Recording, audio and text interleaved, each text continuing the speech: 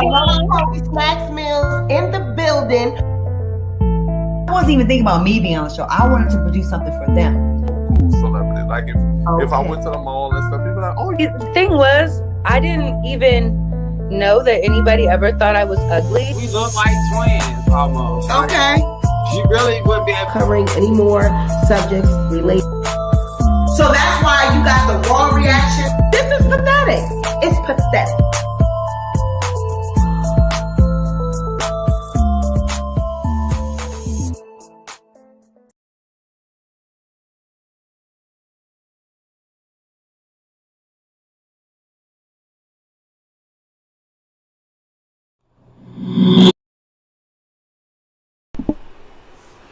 Welcome back to the Sweet Pea Diaries. It's your girl Sweet Pea, and I am back with another video. If you are a returning subscriber, welcome back to my channel. And if you are a new subscriber, welcome to the Sweet Pea Diaries. Be sure to like this video, share this video, but most importantly, be sure to subscribe to the channel. Happy Friday, everyone. Happy Friday. We made it through another week. Yes, God, we made it through another week. Now, y'all know I had to come through with the tea. Y'all know that if anybody get these goddamn Tasha K updates, it is I. So you know I got that tea. I got these dirty ass receipts to go with them. We're going to be getting into some things. Why do we need more time? Why do we need another goddamn extension? I'm asking the judge, please, why do we need more time? We're going to get into that. Another extension. It has been pushed to October 14th. Now, this extension is to allow the parties, both parties, time to submit everything. This is not actually a motion for extension of time for the trial to be pushed to another date. This is actually to allow more time for evidence. All of the things that they trying to submit, they just begging and begging and begging and begging and begging and begging and begging and begging and begging and begging and begging and begging and begging and begging and begging and begging and begging. I need more time. We know Tasha and her $14.99 lawyers, Olga, skip it. She need more time, all right? She need more time to put shit together. So we're going to talk about that. And we're going to be talking about Basketball Wives star Brittish Williams. She finds herself in a world of trouble for wire fraud, all types of credit card fraud, all types of money fraud. I got the court docs. Y'all know your girl got an old dirty, nasty receipt to back up what we be talking about. I got the receipt. So I did pull the documents, and it's not looking good for Miss Brittish Williams. So we will go over that. And Nicki Minaj, she is going to be, I guess she going to be hosting Real Housewives of Potomac. But what is it really giving? Potomac. What is it really giving? Are y'all here for a Nicki Minaj as the host? So we're going to jump into some things, and that's what we're going to be talking about. We're going to talk about these things.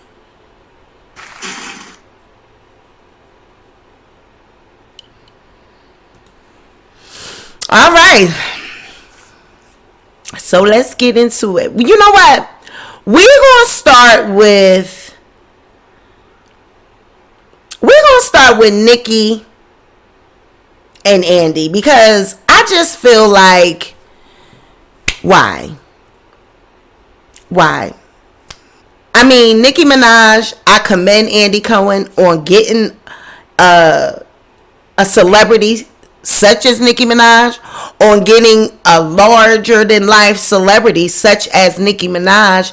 But I don't know if I'm really here for that. I'm trying to figure out what that's going to look like. Nicki Minaj as the host of the Real Housewives of Potomac, I'm trying to figure out what is that going to look like. You know, what is that really going to be giving? I'm so used to seeing lower level celebrities, or, you know, B, C, D list celebrities host these events. I'm not sure someone as large as Nicki Minaj, what that is going to look like. You know what I mean? Because back in, I think it was July or whatever, I guess they were kind of hinting around that this was going to be a thing. Yeah.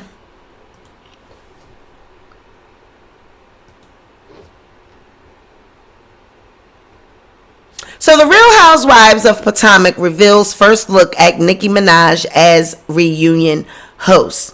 The Real Housewives of Potomac has unveiled the first look at Nicki Minaj at the season 6 reunion. If you missed the big news earlier this year, the Starships rapper volunteered herself to host when the RHOP cast gathered to discuss the season.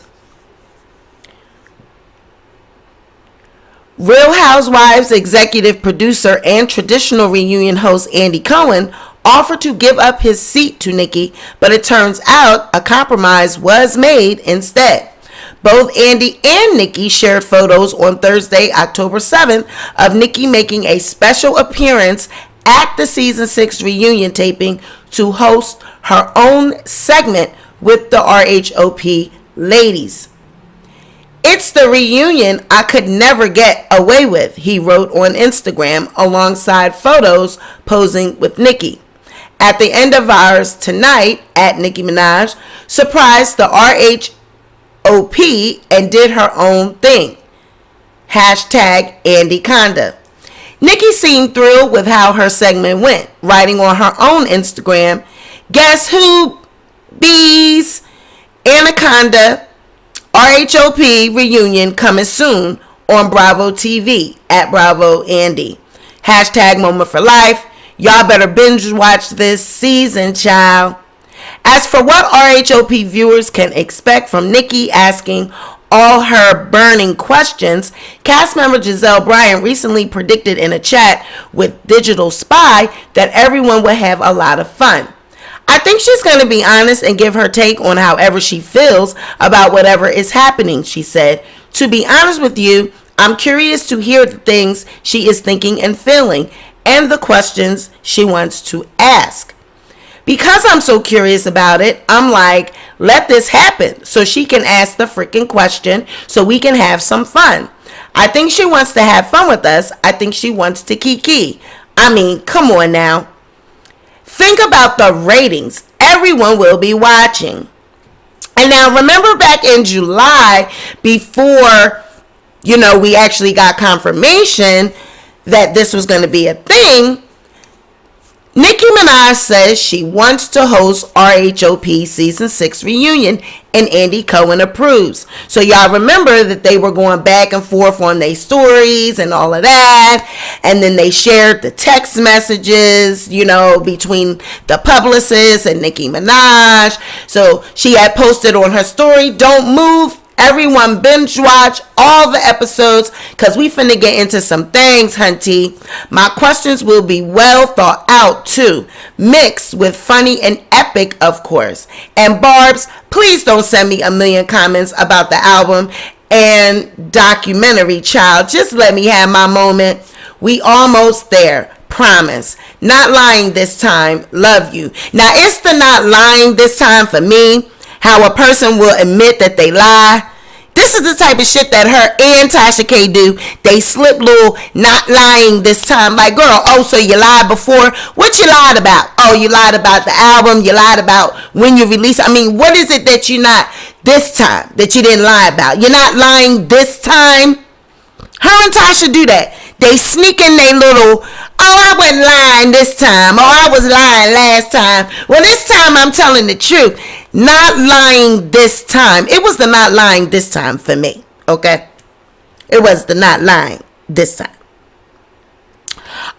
Kenneth Cooper, nobody is mad that Nicki is booked and busy. We are simply talking about Nicki hosting the Real Housewives of Potomac.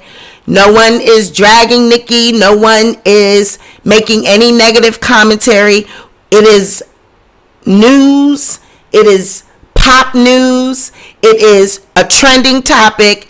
And that's what we discuss over here on this channel. So no one is dragging her. No one is mad. But it is the level of B-list vibes for me. Nicki Minaj is a well-renowned international celebrity. I just can't picture a Cardi B or a Meg Thee Stallion or anyone like that hosting the Real Housewives anything. I mean, yes, Megan was on the whole, legendary as a judge and all of that. But I'm just not feeling Nicki as a host. I am entitled to my opinion. You know what I'm saying? Like, I'm not hating on anything. If that's what she want to do, that's what she want to do. But as the public and the court of public opinion, in my humble opinion, this don't look right for Nicki. Nicki is bigger than Bravo. She's bigger than the Real Housewives of anything. She's bigger than that franchise. Who she is and what she represents is much bigger than Bravo. But I guess if you are not able to sell records, I mean, didn't she release a new song today? Ain't no internet stop, ain't no, it really wasn't giving a moment, it really wasn't giving, I didn't even know she had any song out. So, the world didn't stop, we didn't get the fanfare that we usually get. So it's like, okay, well, why not talk about her hosting the Real Housewives? I mean, I can't see Nicki Minaj hosting something like this. To me, she's bigger than that. Yes, Cardi was on these reality shows, but I just can't see Cardi B hosting Real Housewives of anything. And y'all want to sit back and act like that's not true. Y'all know it's true. Nicki Minaj is a world-renowned celebrity. What she look like hosting the Real Housewives? Like, come on. This is not... She's bigger than this. She's bigger than this. I just can't... It doesn't sit well with me. It's just going to be awkward to me. It's going to look awkward. It's going to... I mean, imagine them, the cast, being in the presence of Nicki Minaj and her sitting there hosting a reunion, actually asking questions. And, girl, Nicki Minaj... But it's like, okay, well, what else are you doing these days? She got her husband's issues with his trial, this shit with Jennifer, the negative press from that. And I guess this would be a welcome break. But I just can't see Nicki Minaj hosting the Real Housewives of Potomac. Like, it's just going to seem awkward to me. Seems awkward to me. You know what I'm saying? It just doesn't. Mods, if you can time out a couple people, please, because I'm not going to be going back and forth with these people. I'm allowed to have my own opinion, and I'm not going to have anyone distract us from what it is that we're talking about. Like, come on. If you want to be in people's chat, you come over to my video. I don't ask you to come over here. You see the title. You see what we're talking about. You see that we're going to be talking about Nicki and this raggedy ass hosting this raggedy ass show. And if you don't want to hear it, don't click on the video. You already knew what it was going to be given. You already knew what it was going to be given. Don't nobody give a damn about Nicki Minaj hosting no goddamn Real Housewives of Potomac. As far as I'm concerned, Nicki could do better. She should be doing better. She need to be worrying about reviving her career, worrying about why her flop of a song. She got YouTubers out here promoting her goddamn album. She got YouTubers out here riding her dick promoting her damn album. Come on, guys. We got 1,600 sales. We need 10 million more.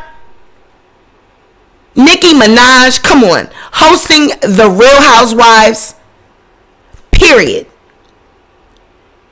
And that's what the barbs kill me. Y'all know damn well what it's given. Y'all need to face reality. This is awkward. It ain't I smell a I smell a nope. I smell a bah. Like, no. Like, you already knew what it was going to be given. You already knew what it was going to be given. You knew we was going to be talking about Nicki. You knew that in the title. So if you don't want to hear it, go. Don't come and click on the video. Because Nicki Minaj can do better, and she should be doing better. Just look at the picture. Even what she wore. Even what she wore is not giving any type of pizzazz. Even what she wore, her makeup, her hair, it's not giving any type of pizzazz. She got these pearls all these different ropes of pearls. Her hair looks cheap. She could have did a lot better with this outfit, choice of hairstyle. She got too much makeup on. She looks a mess. She looks a mess. I've never seen Nicki Minaj look this awful. This is terrible. This is a terrible picture, and this is a terrible move in her career. I would have never hosted the Real Housewives of Potomac at the level of celebrity that she's supposed to be at. Nicki Minaj hosting the Real Housewives of Potomac. Now, I'll give Andy a slap on the back. However you pulled these strings, however you did it. I mean, she just sitting home. But I guess when you're just sitting home and you really just twiddling your thumbs, looking for something to do, literally looking for something to be a part of, it sound fun. It seemed like fun. But to me, she's larger than Real Housewives. She's larger than Bravo. It's like, girl, now, I'm going to tell y'all what I really think. See, this is why it looks weird. See, but the people that don't want to be honest and they want to try to manipulate, oh, y'all just hate on the barge. Y'all just hate on the queen. No, this is a bitch made move because this is a fake ass move. Nicki Minaj is trying to convince the world that she somehow cares about reality TV and what the rest of us care about. She's trying to relate to the public and relate to everyone through the Real Housewives of Potomac. First of all, why would she choose Potomac? I mean, Atlanta, the Real Housewives of Atlanta, the Real Housewives of Beverly Hills. Why Potomac? Why Potomac? Why not Atlanta? All these years, Candy, Nene, Phaedra, all of those, that cast. Yes, okay, why Potomac? Why Potomac? Why now? Because her image is really struggling in the press. So her PR people are looking for things to be a part of. Did you not notice in this text message, it's her PR person reaching out for me? This says from her publicist. From her publicist. Andy Cohen said he would gladly give up his seat to have you host the Potomac reunion. Tapes around October. And she's like, oh my effing God, oh my God, yes, oh my God, please stop lying. What the publicist, would really be a funny effing moment. I like this idea.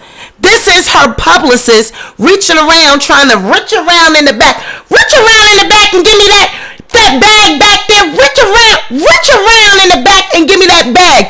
This is her publicist trying to figure out what can we do to revive her image. What can we do to make her more connectable and relatable to the people? Oh, I know. Let's get involved with the Real Housewives. Oh, thank you. Thank you for the super chat. I loves me some shade. Oh, loves myself some shade. Thank you so much. And earlier I saw a super sticker. Thank you, Danielle Speaks TV, for the $5 super sticker. This young lady has a YouTube channel herself. Go on over there and check out Danielle Speaks. She does a lot about her Jamaican culture. She talks a lot about the Jamaican people. She has a lot of good content. Go on over there. Tell her the Sweet Pea sent you. Girl, thank you so much for the super sticker, and thank you so much for the super chat. I loves myself some shade. Yes. So this just looks like a publicity stunt to me. How your publicist reaching out to you because he out in the streets trying to find work. He out there. This smells like I'm out here trying to find work. I'm out here looking for opportunity. Yes, that's what publicists do. That's what their job is. But you mean to tell me this is all it's given? Andy Cohen? You ain't got no other opportunities? This is all it's given? This is the only opportunity? This is all you're being offered? You only being offered Andy Cohen? If you guys have to keep timing this person out, just block them. Just get rid of them. Yeah, but it's just looking like there's no other opportunities out there. That's what it looked like to me. I'm sorry. Nicki Minaj is a larger than life superstar. She is a celebrity. She's a well-known celebrity, world-renowned, international. She is a superstar, and she hosting the Real Housewives of Potomac. I'm sorry, but my faves and the ones that I might want to put up on a pedestal, I look at it like they better than that. Like, girl, you better than that. I feel like you better than that. You could do better than that. I don't give a damn what you trying to revive. How about trying to revive by telling the truth? How about we just do that sometimes? How about trying to revive your situation by coming clean, by being humble, coming clean, and speaking to the people directly? The only way Nicki Minaj, for me, the only way Nicki Minaj can clean up her act with me is to stand for women, is to stand for victims, is to turn away from that nasty ass husband of hers, get rid of him, put him out, divorce him, take her and Papa Bear and go on about her business and stand for victims, stand for women to revive her career. That is the only way that she will be able to revive her career in my eyes. She will have to get rid of Kenneth Petty, get away from Kenneth Petty, and start a campaign that she is in support of victims. Her and Jennifer coming to the conclusion that yes, this happened. Kenny was, a predator. Kenny did this. Kenny did that. Yes, he was wrong. He should have registered as an offender, as he always is. And I stand for victims. I stand for women. I believe Jennifer. We ain't got to be the best of friends, but I believe her, and I'm moving on with my life without Kenny. If she can do that, clean up her act, in my eyes, that's the only way she can redeem herself as a real woman. Apologize and move on and stand for women. But will she do that? No, she will not do that, because Nicki Minaj does not truly stand for women. Nicki Minaj stands for herself. She stands for herself. She does not stand for black women, period. She stands for herself, because Annie and the Barbs, they are the same way.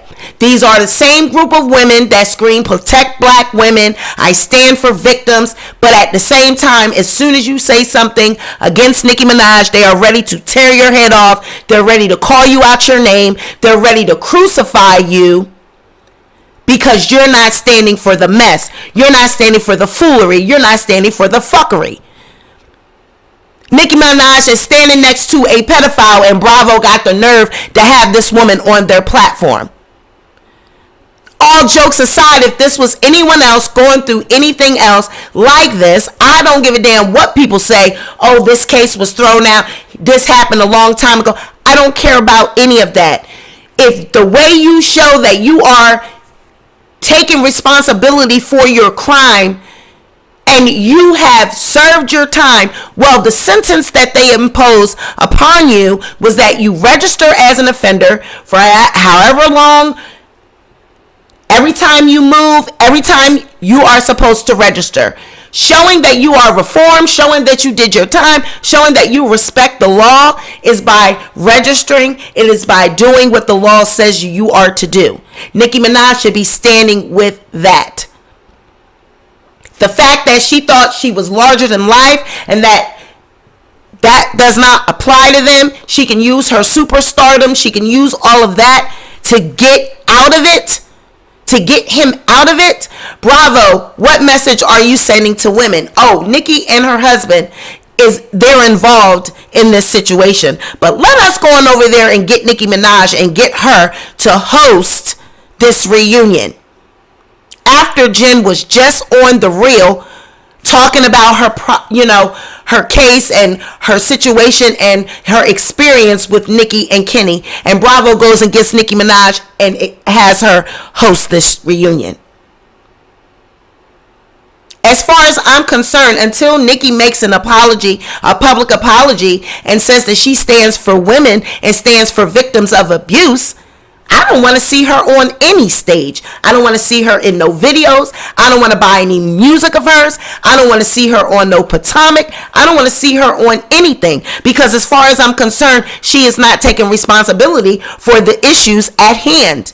How are we going to just act like and pretend like this don't exist? Like she just was not out here making a public spectacle of herself. Like she was not just out here stating that she, you know, encouraging people not to take the vaccine and trying to push this narrative that the government was trying to make her take a vaccine when all it was for the Met Gala. So did you now? We now see you on the set of Andy Cohen. We now see you with the Real Housewives. You have on no mask. You're standing next to Andy. He doesn't have on a mask. See, this is how y'all know all of this shit is bullshit.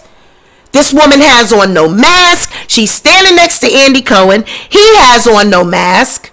So now, what are you trying to tell me now? Has she been vaccinated?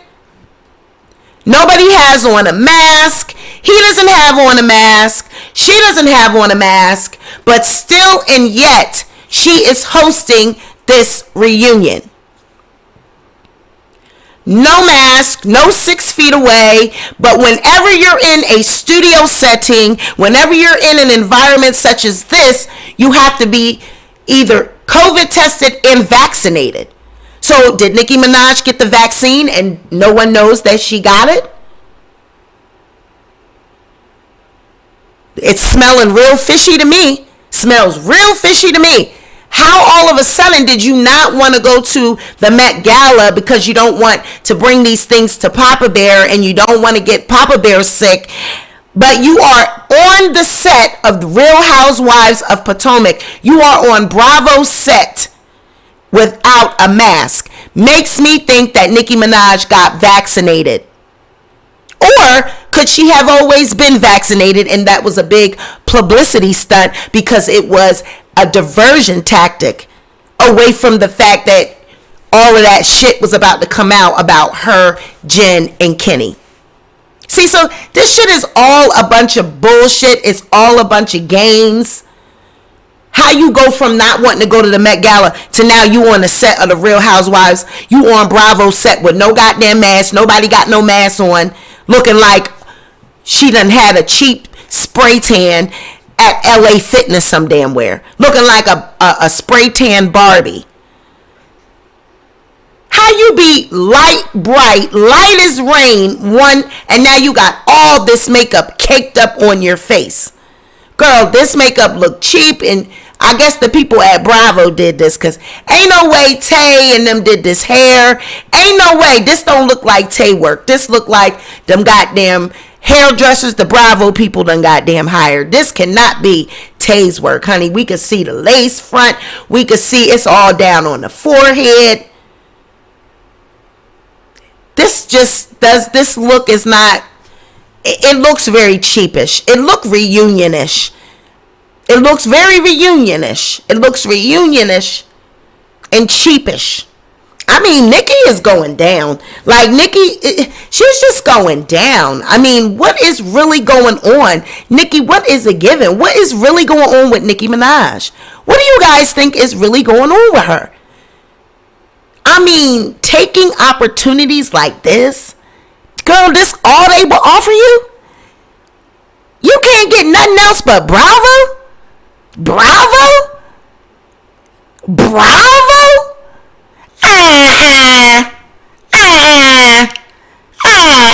Girl, Bravo? Shit, if I was her and my publicist had bought some shit like that back to me, I would have been like, who the fuck do you think I am? We're gonna have to do some other type of shit to get my image, together in the press. Let me go on out and speak on the behalf of some victims.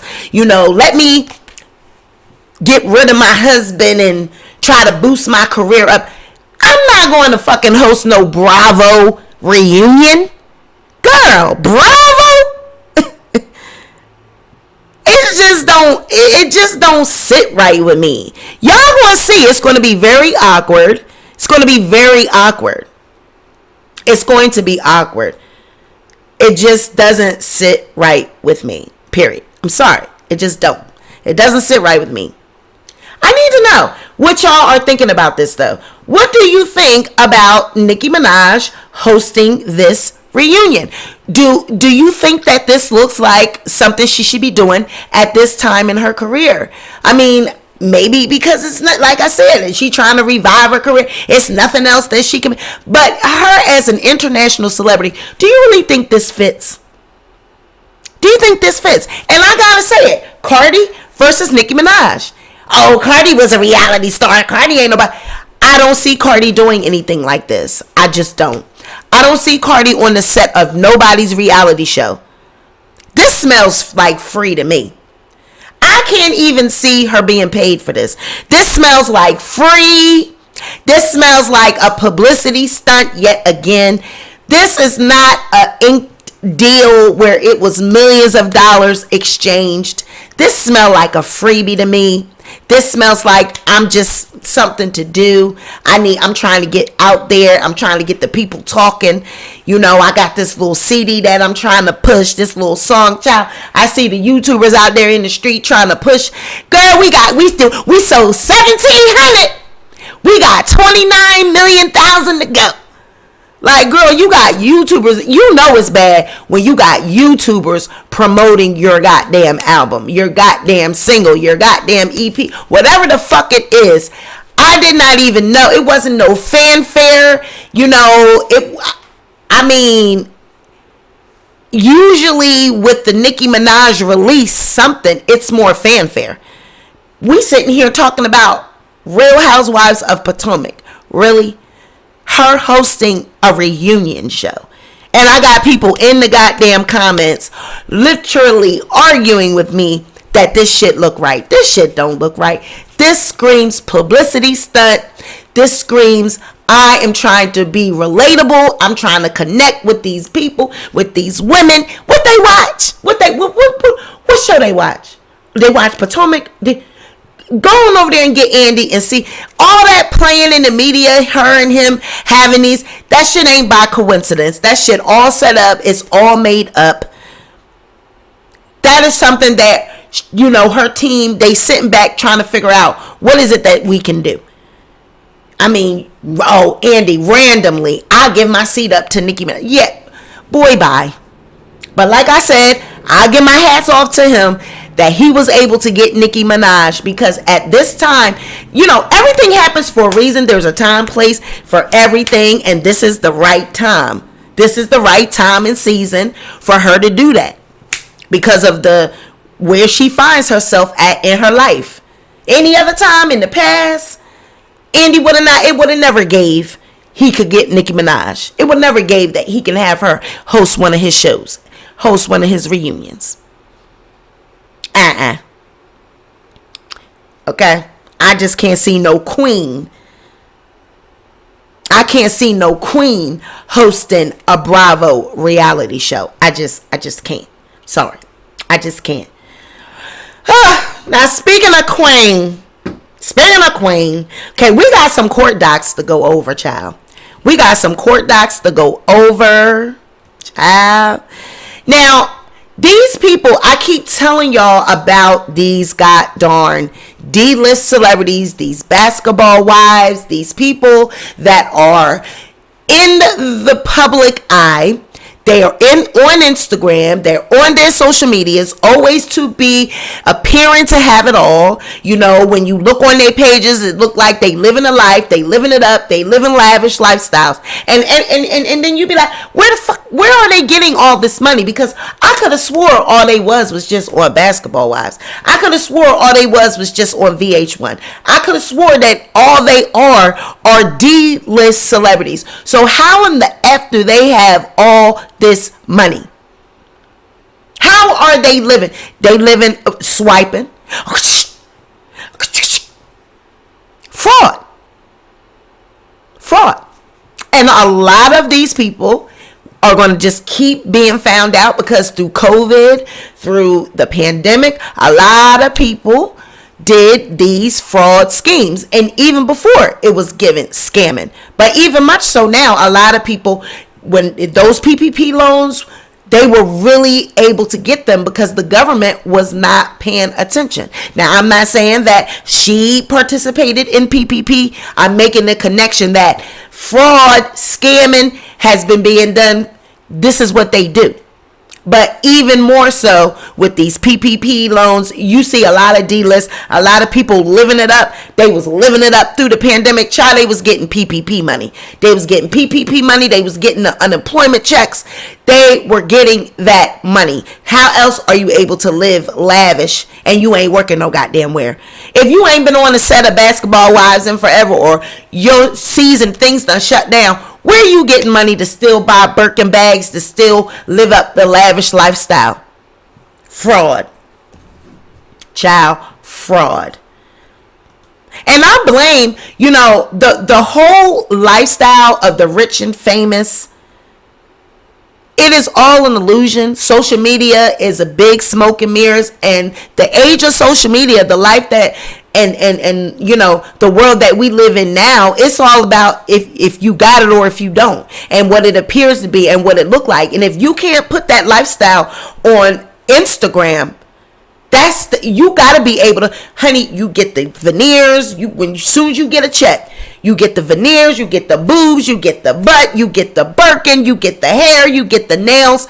The men, they get the chains. All the women, they get the chains and everything now as well. So everything is all about what it appears to be and what it looks like. And if they can't keep up with the Joneses, if they can't show material wealth in the form of gold, jewelry, cars, houses, possessions, that's the end of the world for them. If they can't post this superficial life on camera, that is the end of the world for them.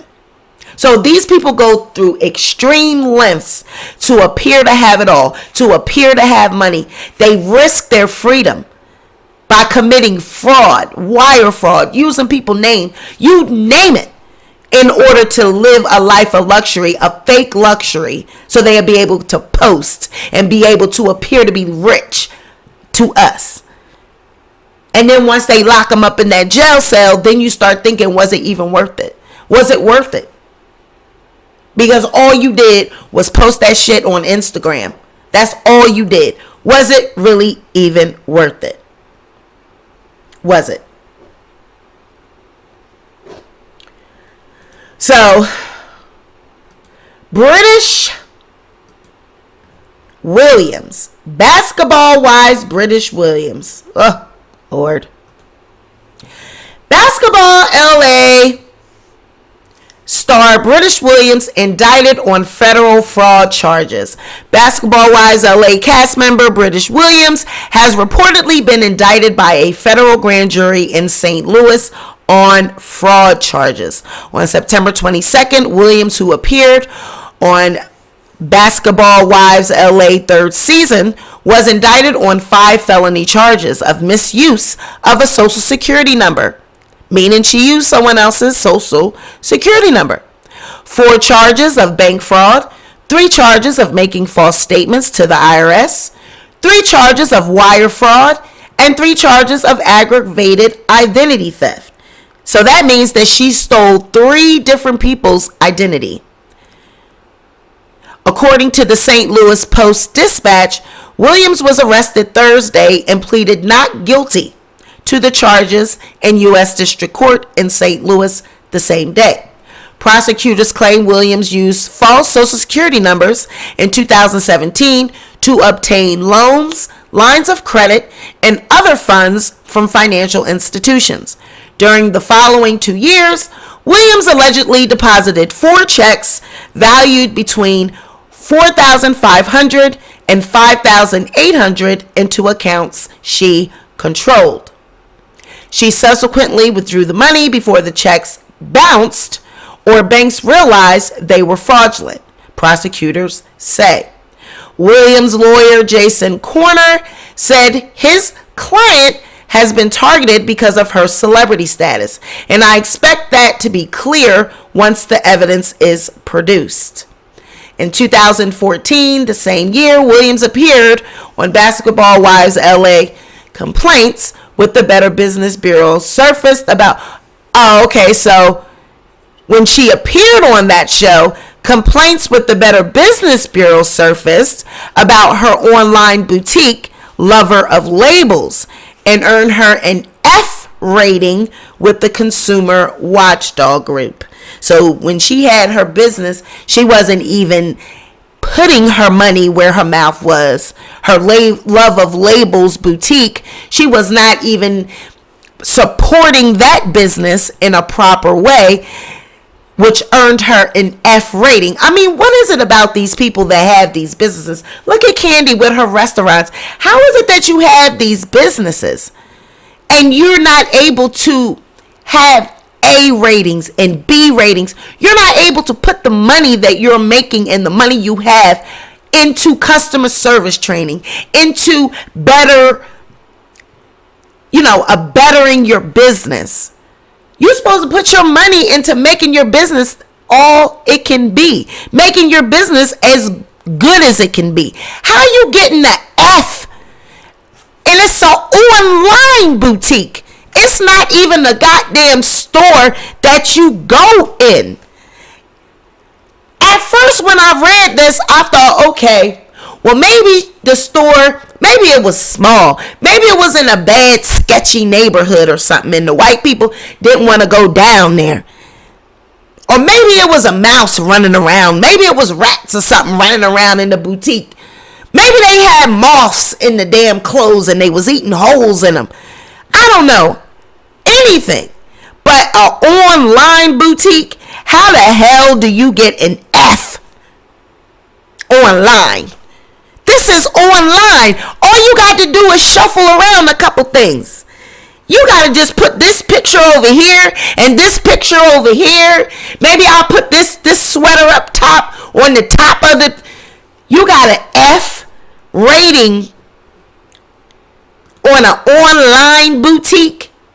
Maybe I'll shuffle. I'll put this picture up here. I shuffle around. I put this over here. I color this over here. How the hell do you get an F rating online, sis? You can use anyone to do graphic designing for an online website. I mean, even people that do YouTube do free online websites for themselves and merch, and they use the Weebly or whatever for free websites. Even those free websites will organize your shit free and make it look pretty. How are you getting an F online? Online. You got an F online. How do you get an F online? I'm trying to figure that out. If someone can tell me that, what mistake would you have made online with your store, with your boutique that gave you an F? Maybe you're always out of stock with your clothing. Maybe you don't have the material that you say you're going to have. Maybe you got things posted up saying it's in stock, and when people try to order it, it's not there. But sis, come on, an F rating for an online business? That's deep. That says a lot about a person when you can get an F on an online boutique. Now, this right here, these are the documents, and these are the charges. So she has been indicted, and this is the indictment. Okay? On or about the dates listed below in the Eastern District of Missouri, the defendant, Brittish Sierra Williams, with the intent to deceive and for the purpose of obtaining anything of value from another person and for any other purpose, did falsely represent a number to be the Social Security account number assigned by the Commissioner of Social Security to Brittish Sierra Williams, when in fact such number is not her Social Security number. The defendant represented the below listed Social Security numbers to be Brittish Sierra Williams for the purpose of obtaining loans, lines of credit, or other monies from the below named financial institution and creditors. So on November 8, 2017, the company by the name of Heights Financial, she used the social security number ending in 0471. September 20th, 2017, Discover, she used social security number ending in 0471. September 13th, 2017, TD Retail Card Services, same social security number ending in 0471. March 14th, 2017, USAA Savings Bank, social security number ending in 9292. September 6th, 2017, Navy Federal Credit Union, social security number ending in 0471. So she used these people's social security numbers to get either credit cards or monies or whatever through these different banks. Count 6 through 9. This is the introduction for bank fraud.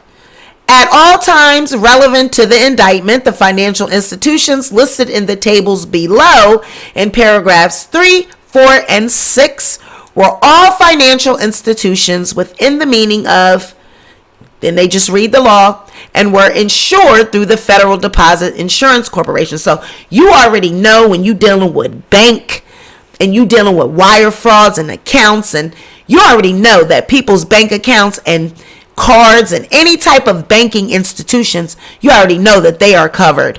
They already are insured through the federal government, okay? So the scheme to defraud.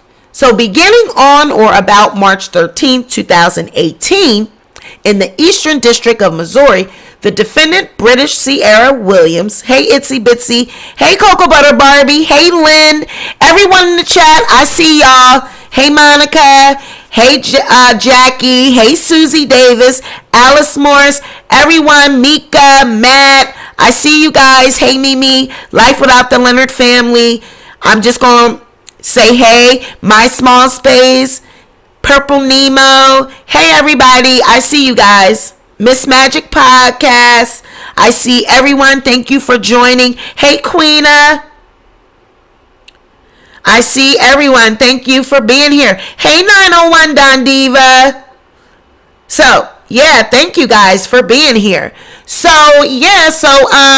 she aided and abetted by individuals known and unknown to the grand jury, devised a scheme and artifice to obtain monies, funds, and assets owned by and under the custody and control of federally insured financial institutions by means of false and fraudulent pretenses and representations.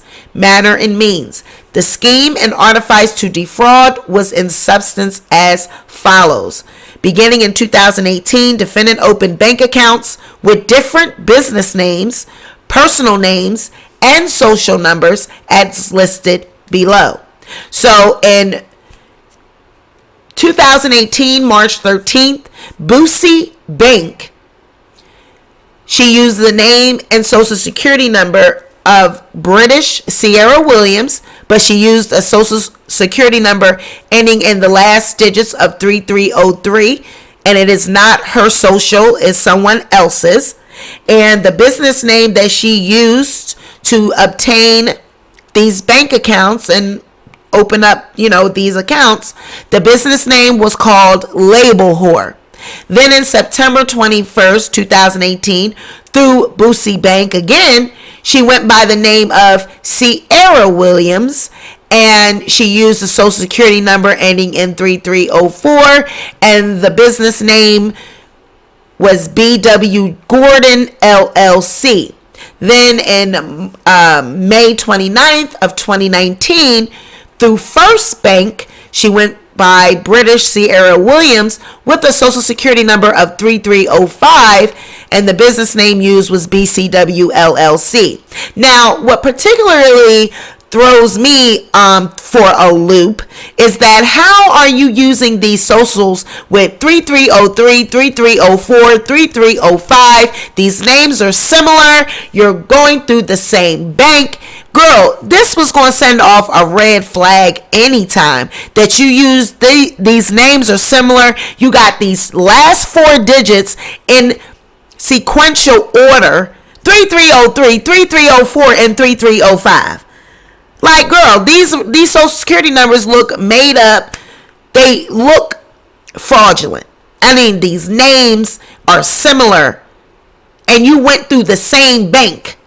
Girl, stop. Like, if I was a worker working at these banks and processing these applications, I would have been able to put 2 and 2 together as soon as I seen the goddamn application. Like, didn't we just have somebody by the name of Sierra Williams, a British Sierra Williams is not a name that you see every goddamn day. So whoever was processing these loans, we gotta start. Was this an inside job? Was she working with somebody at these banks and at these institutions? Because how many people got a name by the British Sierra Williams? Because that don't make no sense to me that a person would see these social security numbers with the same name over and over and over.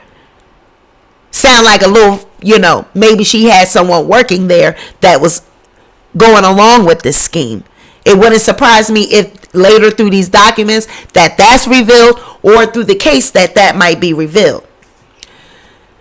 Paragraph 4. It was further part of the scheme and artifice to defraud that the proceeds deposited by the defendant on or about the dates below into these bank accounts included checks from legitimate bank accounts paid to the order of the defendant or one of the defendant's businesses without the knowledge or consent of the account owners as listed below.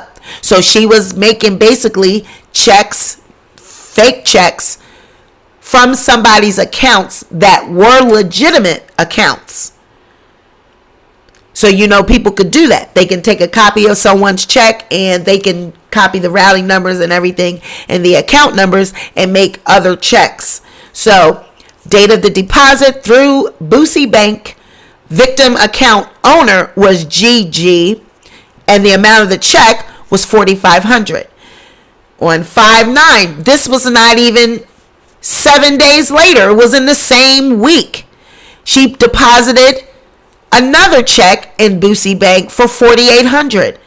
Then the next day, another check for $4,850.33. And then on the day before the 4th of July, child, she 7/3. She on 2019, she went through First Bank and she put a check of $4,728. Honey, she had to try to get that money for the 4th of July. She said, bitch, I gotta cash me a check. I gotta get me a check. I gotta go out on the 4th. I'm trying to party. And I bet you if you look at her goddamn social media for 2019 on the 4th of July, I bet you she was living it up. Like it's golden, golden, living it up like it's golden, golden. And here it is, she was cashing fraudulent checks. It was further part of the scheme and artifice to defraud that once the defendant deposited these checks, she subsequently withdrew the proceeds in cash. When the illegitimate checks were then returned for insufficient funds, the above listed banks incurred a loss. On or about the dates listed below in the Eastern District of Missouri, the defendant, Brittish Sierra Williams, aided and abetted by persons known and unknown to the grand jury, did knowingly execute a scheme and artifice to obtain the money, funds, or other property owned by or under the control of the banks listed below by means of material false or fraudulent pretenses, representations, or promises, and that Brittish Sierra Williams did deposit fraudulent checks into these bank accounts, knowing that Brittish Sierra Williams was not a legitimate recipient of those funds and had no authorized or legal purpose for accepting the funds, and later withdrew the proceeds from these checks in cash from the deposits. So it's stating that people known and unknown. I need a few extra dollars to get my Burger King. Okay. People known and unknown aided and abetted. Give me 1 second, you guys. Give me one moment. I got to give the kids a couple dollars. Hold on for a second.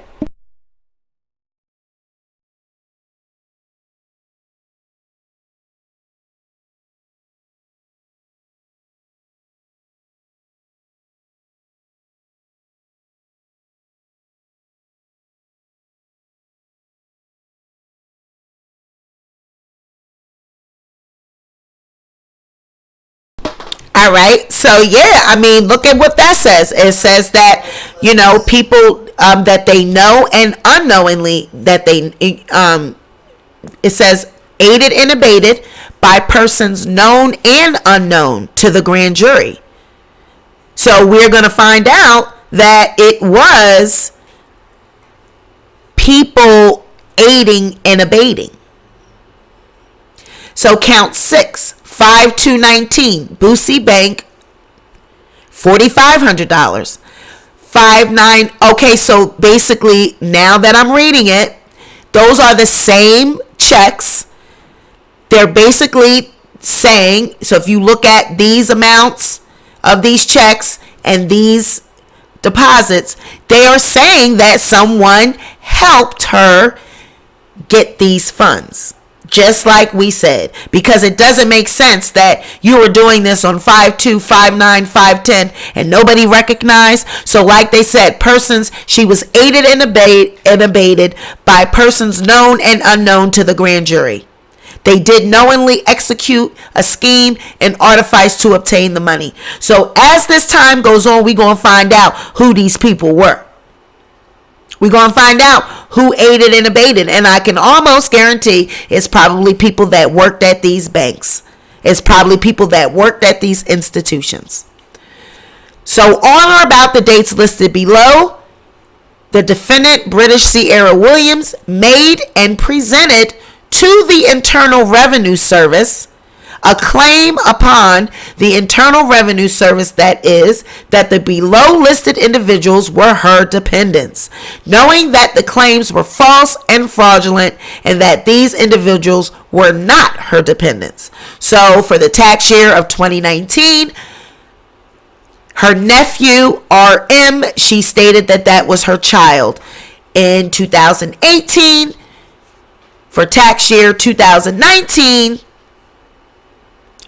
for tax year 2018, the date of the tax return was 2/5/19. It was her nephew, RM, again. For tax year 2017, and she filed that 2/4/2018, it was her nephew and her niece this time. So she was getting it in. Not only was she cashing checks and making deposits and wire frauding, she was also filing false tax returns, using kids that were not hers, saying they're her dependents when in fact they're her nieces and nephews. Now, we all know that if your niece and nephew live with you and they're of a certain age and you are able to prove that they live with you, she might be able to beat that charge, because just because someone is not your child, if they're of legal age to be a dependent, and you're able to show that no one else claimed them, no one else could have been under as a dependent because they lived with you and you were their sole caregiver, she might be able to beat that. Just because they're her nephew and niece and not her actual children doesn't mean that they can't be her dependents. So that might be something that her lawyer can do some little wiggle room with, if she's able to prove that they lived with her. Now, counts 13 through 15. Here is where the wire fraud comes in at. The scheme to defraud. The government herein incorporates by reference counts 13 through 15 of this indictment.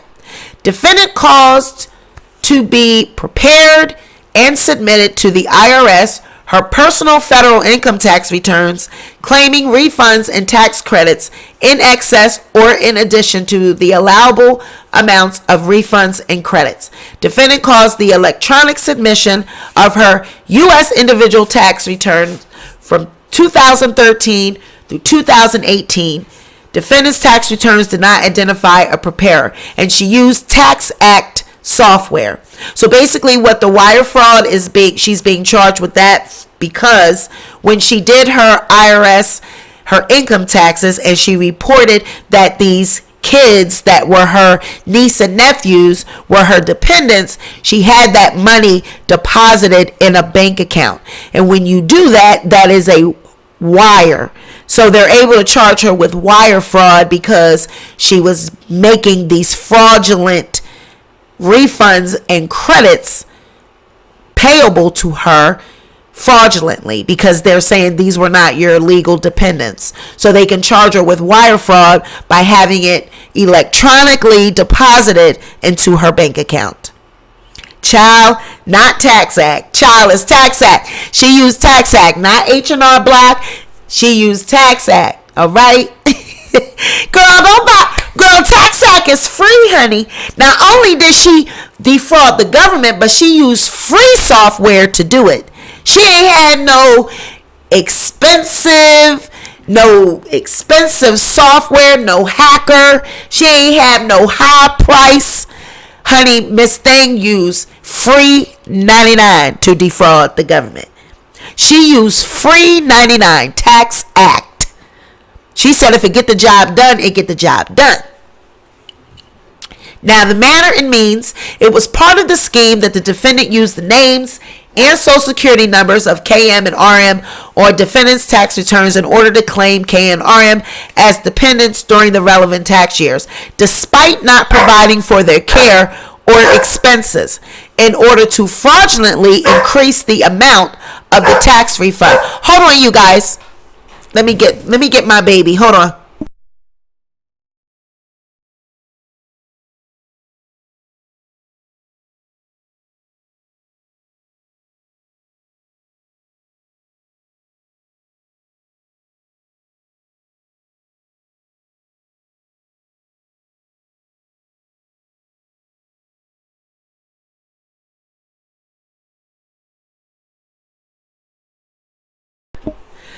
So they're basically saying, you know, these were not your children.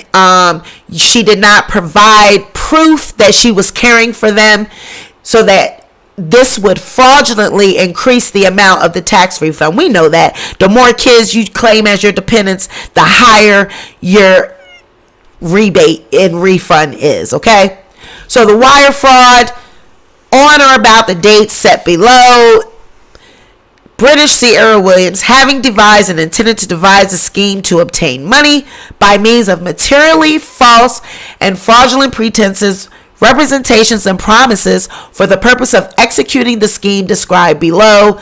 It's just another way of wording the tax returns. It's another way that she actually transmitted and deposited the money into a separate bank account for these children.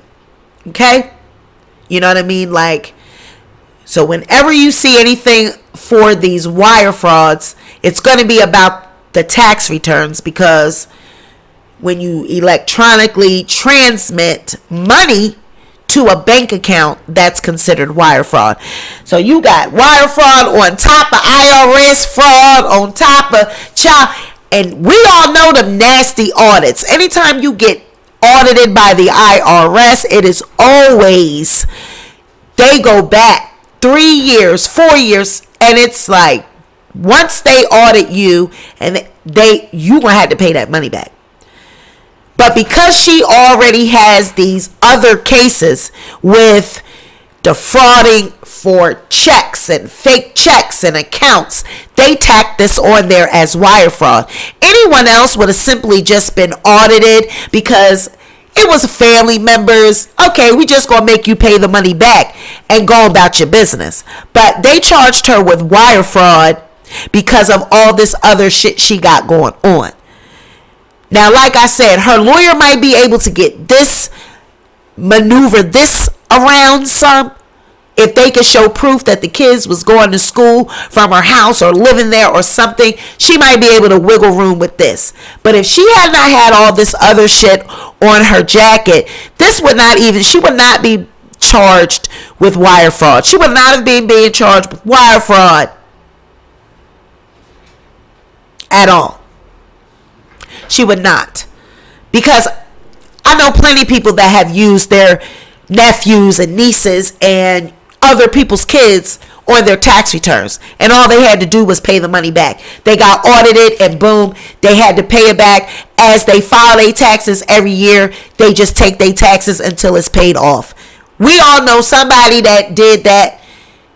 You might have did it yourself. But we all know someone that has done that. And they was not goddamn charged with no goddamn wire fraud. All you had to do was pay the money back, child.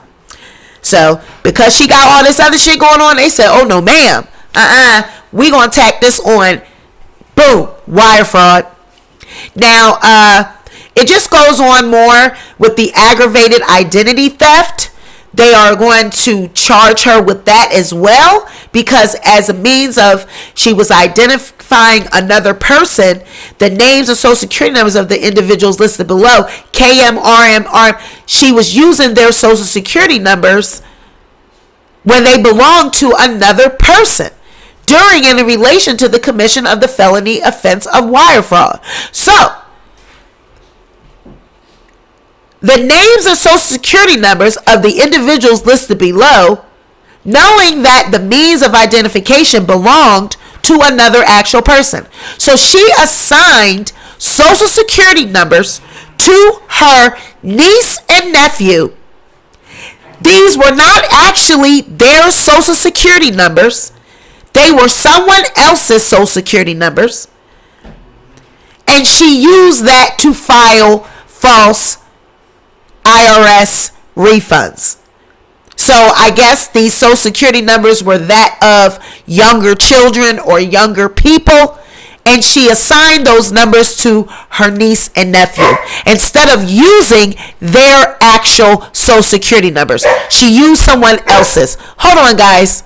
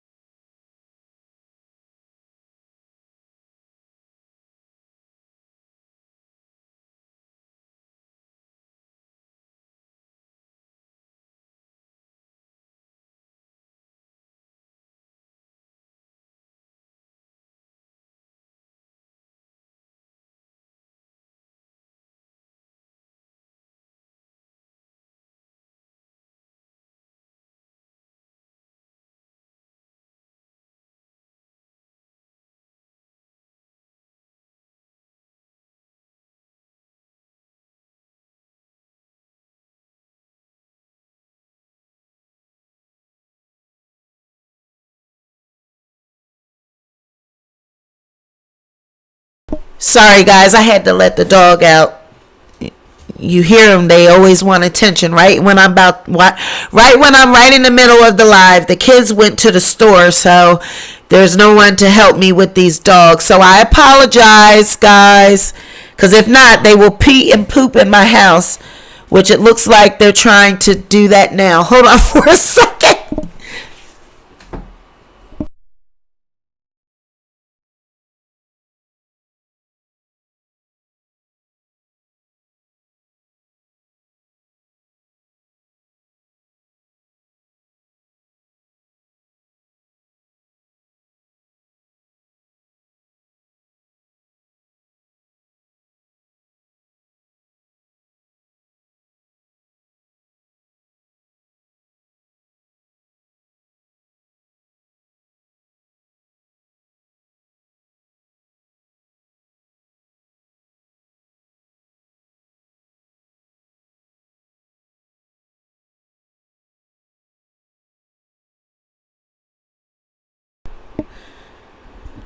Okay. Yeah, so she actually used social security numbers of other people and assigned them to her niece and nephew. How bold is that? This girl was not playing. She used other people's social security numbers and used their names, not realizing that she probably was triggering an audit, because here it is, their names are being used somewhere else with their real social security numbers, but their names, I mean, you could have the same names, but she was just bold.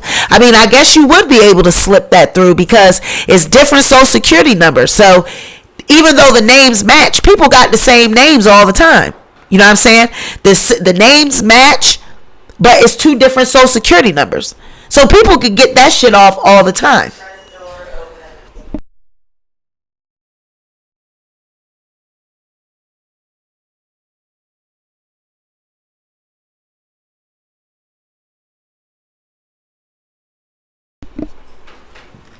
So yeah, that is a little bold.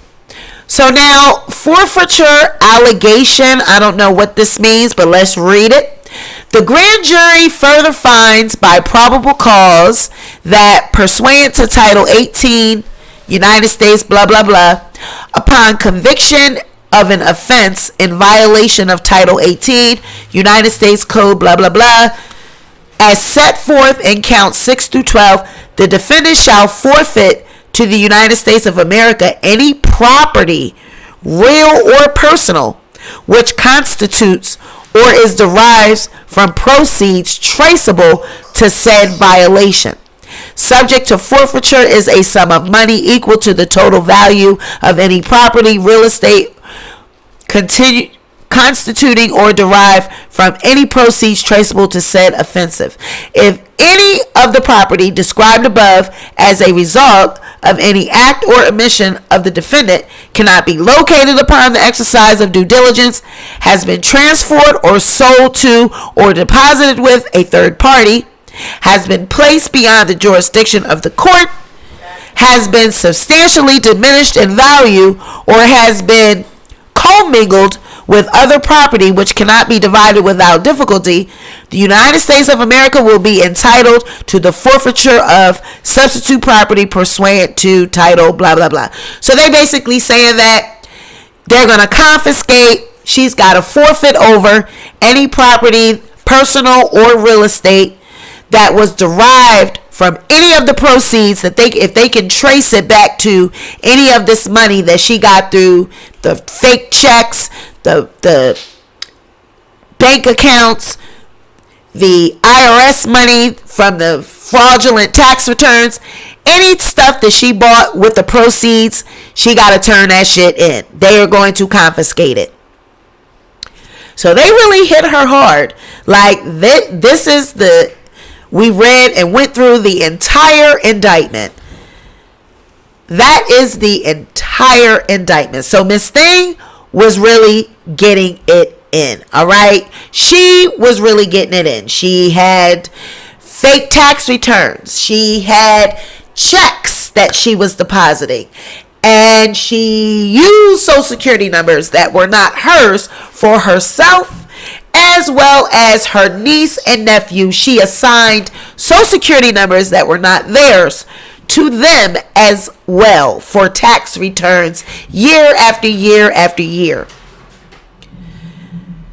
So she really had her hands in a lot of stuff, and that is ridiculously pitiful, because she was on Basketball Wives during some of these periods of time. So you were on a show, and like I said, they be living the life. They be wanting to appear like they got it. She done probably, how many times she done called somebody broke? She done probably called somebody broke. She done probably said they ain't got S, they ain't got data, and all she is a fraud, a fake, and a fraud. That is a lot. And child, where you think she got these goddamn social security numbers from? Child, the people that she was on the set with of Basketball Wives, child, she probably was digging. Look, anybody leave their pocketbook around, paperwork around. But people that commit fraud and people that scheme and scam for checks, all they need is to take a little picture. All they need is to see it. They can memorize it. Like, people that do schemes, scammers, they know how to retain that information. They know how to remember numbers. They know how to pick up numbers. They know how to take pictures of numbers.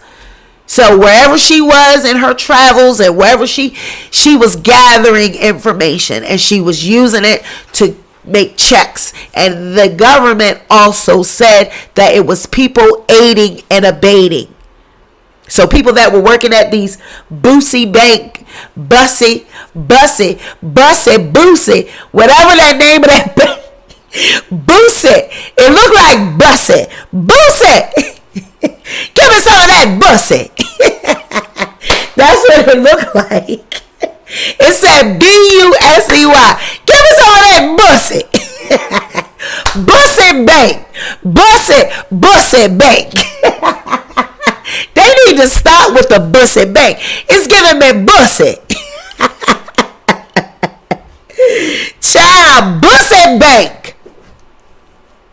Honey, I don't know what they got down there at the Bussy Bank, but you better not mess with them girls down there at the Bussy Bank. At the Bussy. Wiley, you know anybody down there, Wiley? At the Bussy Bank. Ask Wiley, do he know anybody down there at Bussy Bank?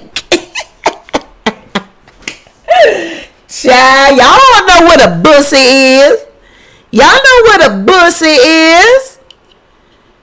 They got buses down there at the Bussy Bank. All you gotta do is cut a bitch a check for $4,800 at the Bussy Bank. Girl, I know this dude that work at Bussy. Child, they make fake checks. Girl, he'll let you cash it. All you gotta do is give him like a couple dollars. He work at, yeah, girl, Bussy Bank. Yeah, girl, Bussy. Bitch, I said Bussy Bank.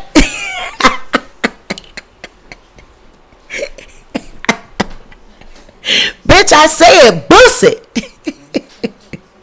Down on there at the Bussy Bank, bitch. The Bussy. At the Bussy. I said the Bussy. That Bussy Bank. That Bussy Bank.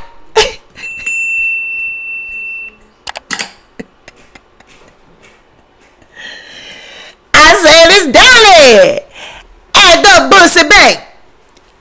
Down there at the Bussy Bank. Got that Bussy Bank. We gonna make it stink. At that Bussy Bank. Child, another person court documents that we gotta look at. Now, how many times?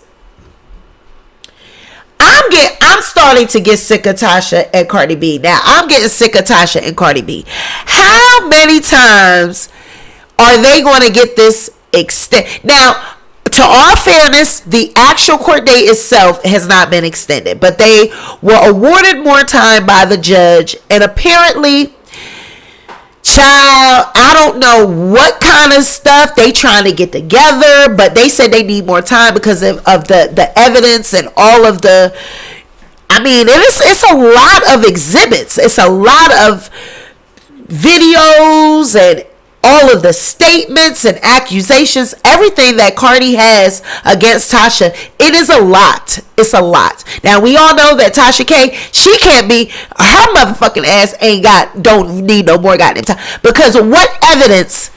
Her interrogatories were half filled out. She didn't have those done. She already had her counterclaim thrown out. So really, it's all of the videos. It's all of the stuff that they have that they want to submit, and it's taken so long to get it all together, you know, and both sides are, I guess, having a hard time getting their paperwork in order. So just recently on the 6th of October, the judge extended this out yet again. Okay, here we go. Oh, child, this goddamn lawsuit between Cardi B. So this is a joint motion for extension of time, okay? Here comes Cardi B and Tasha K of Kibi Studios. They submit this joint motion for an extension and provide as follows. On July 26th, the court granted a motion for continuance and rescheduled the trial from September 13th to November the 9th.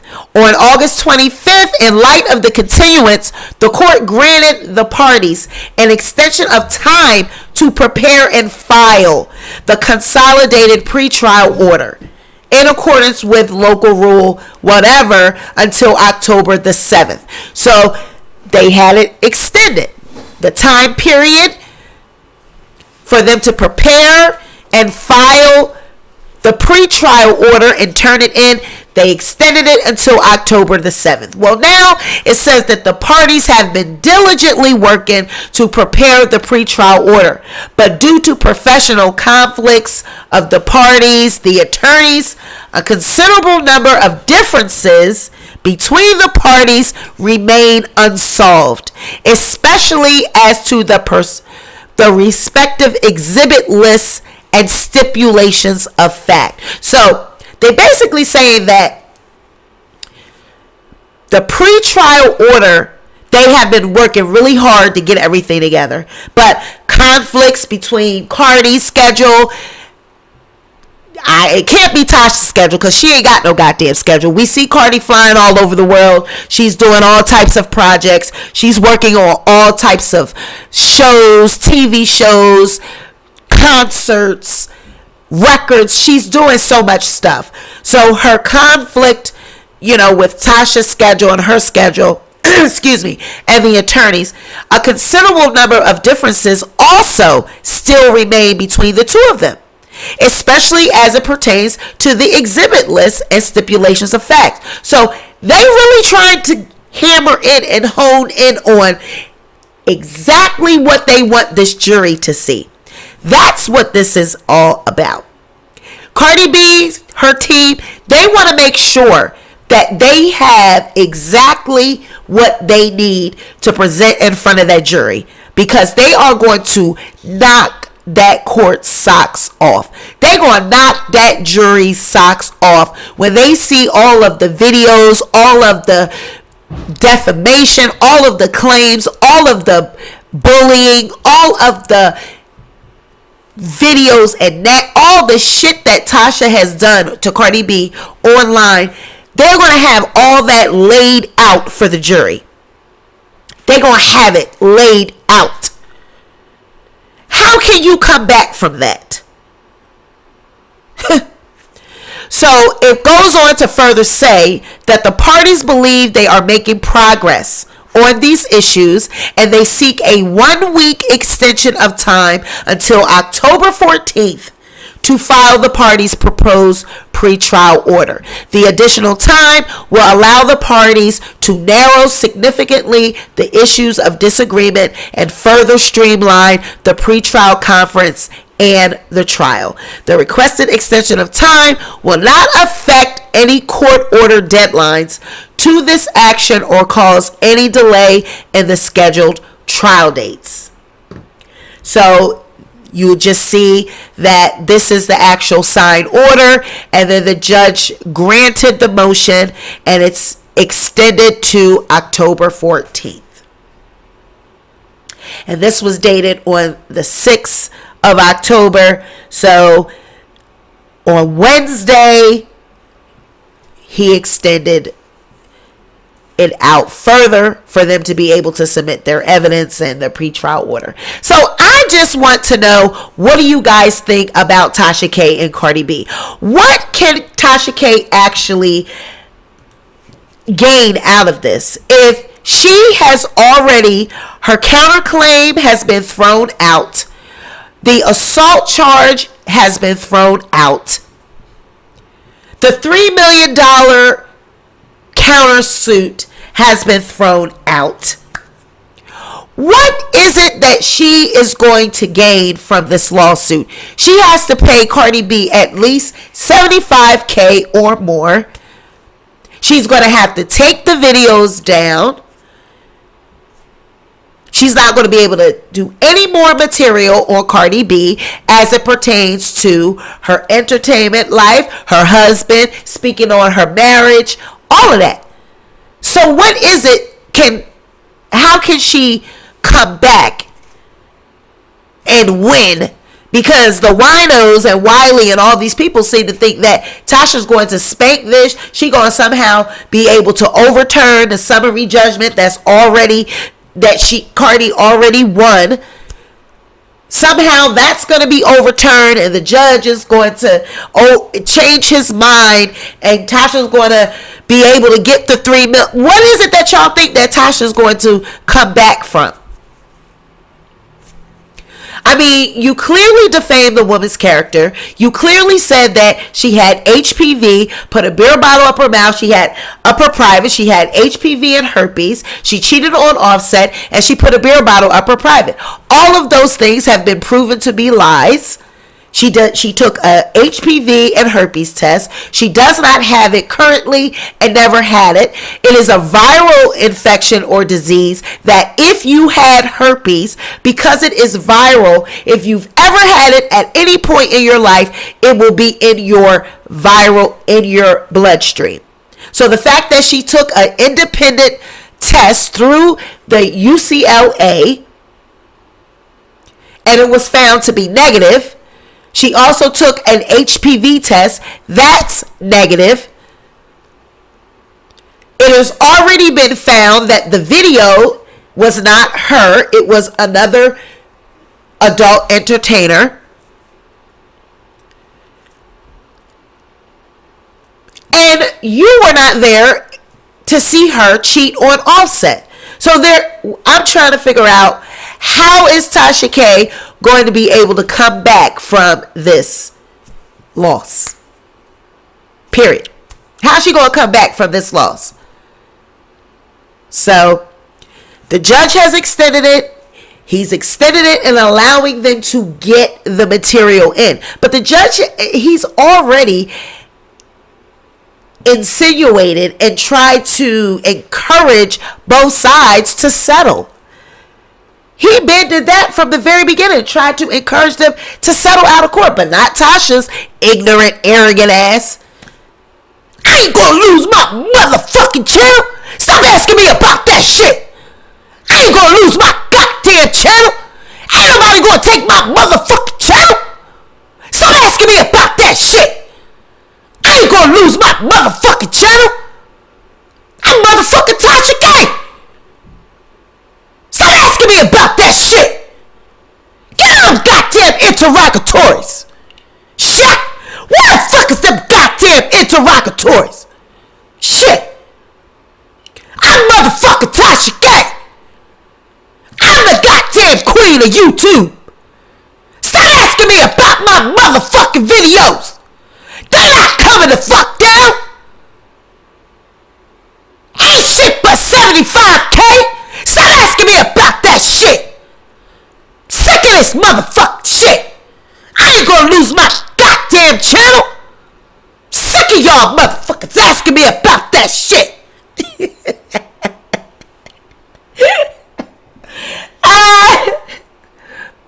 Sean says Cardi could have her banned from YouTube for 2 to 5 years and she could take her channel and all the money that comes with it. All her lawyers have to do once she wins is contact YouTube and take it all. I know that's right. I know that's right.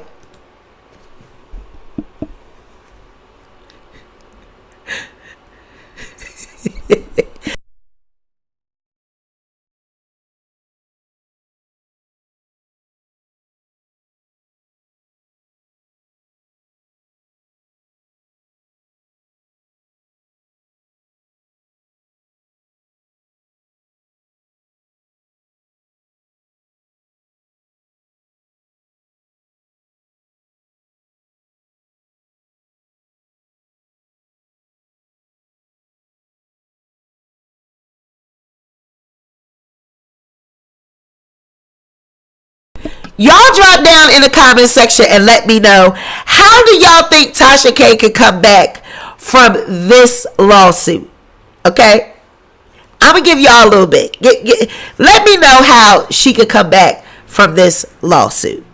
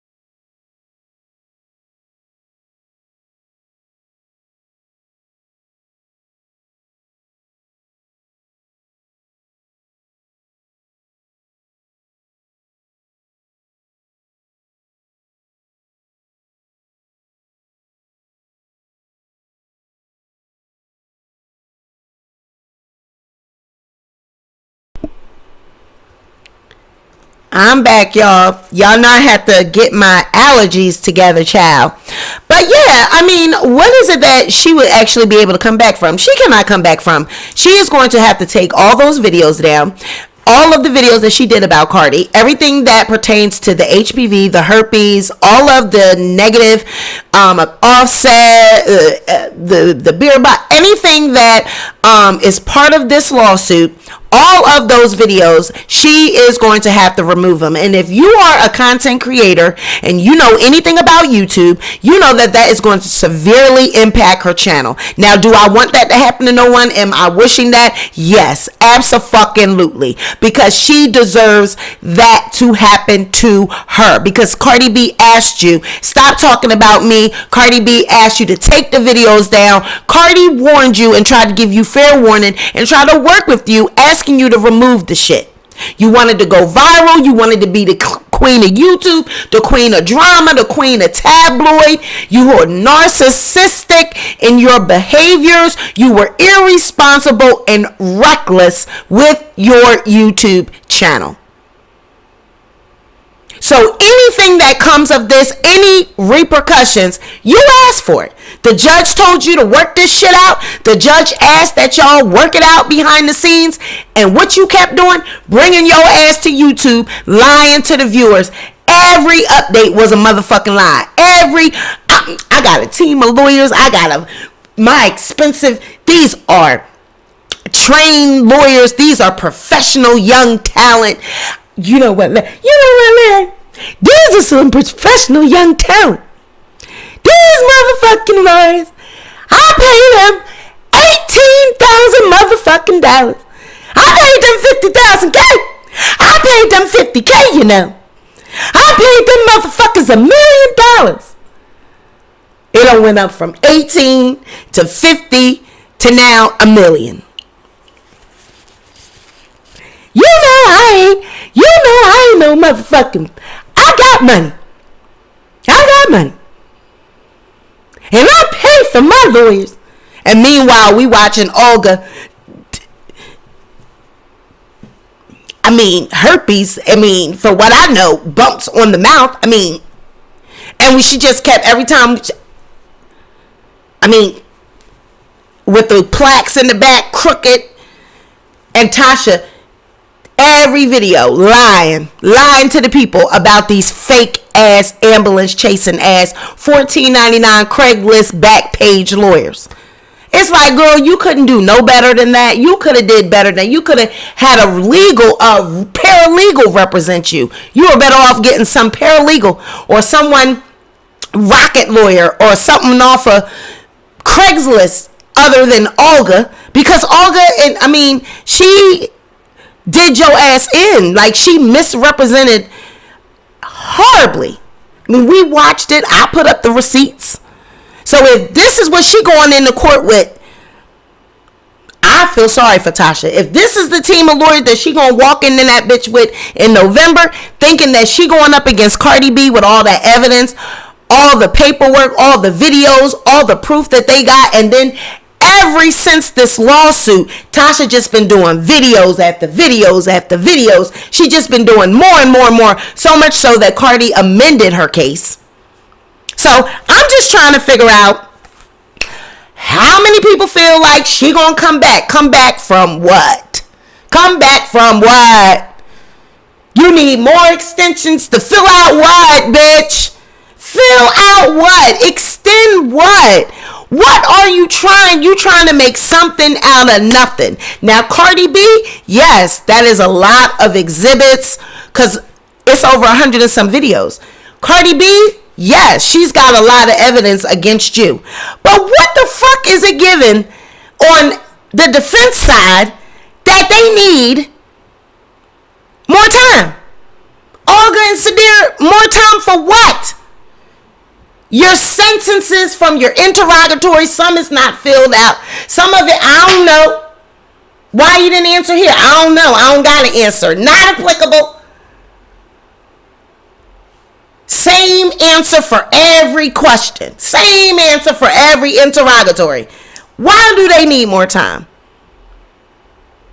You don't need no more time for what? For what? Just go and take your ass in there and face the music. Go and show up in November and face the music. She asked you to take the goddamn videos down. You should have just took the videos down back then and be done with it. Because child, Olga and Sadir, and I ain't even see Sadir show up this whole time. Sadir haven't even shown his face. He just been putting Olga up to it. Just been putting Olga up to it. Olga and Tasha, here it is. Meanwhile, Olga and Tasha look like they had a drink before the damn Zoom call. That they on the phone with each other on the Zoom drinking. All right. Oh, girl, what time is it? Oh, bitch, we got 15 more minutes. Bitch, we got 10 more minutes. And then Olga. Dun, dun, dun. Dun, dun, dun.